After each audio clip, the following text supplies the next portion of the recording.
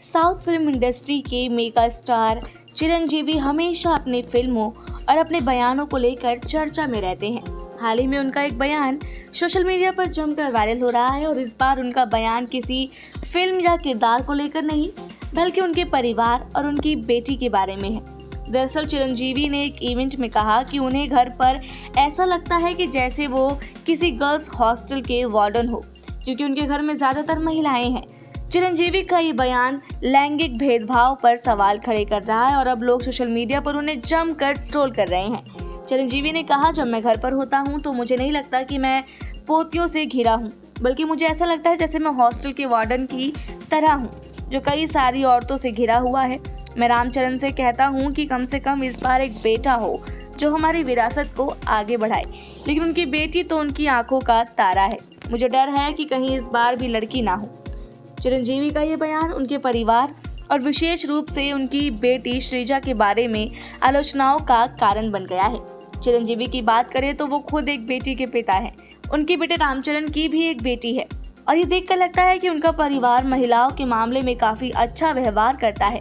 फिर भी चिरंजीवी का ये बयान किसी को ठीक नहीं लगा और इस पर व्यापक बहस शुरू हो गई है। सोशल मीडिया पर लोग उन्हें ट्रोल कर रहे हैं और कह रहे हैं कि एक पुरुष उत्तराधिकारी की जरूरत का बयान सेक्सिस्ट है। उनके इस बयान से संकेत मिलता है कि सिर्फ बेटा ही परिवार की विरासत को आगे बढ़ा सकता है, जो कि एक गलत मानसिकता को दर्शाता है। बात करें चिरंजीवी के परिवार की तो उनका परिवार हमेशा से ही सुर्खियों में रहा है, लेकिन इसी परिवार में विवादों का भी हिस्सा रहा है। चिरंजीवी की बेटी श्रीजा ने अपनी पसंद के लड़के से शादी करने के लिए घर वालों की इच्छा के खिलाफ भागकर शादी की थी। श्रीजा ने 19 साल की उम्र में बॉयफ्रेंड सरीश भारद्वाज से हैदराबाद के आर्य समाज मंदिर में शादी की।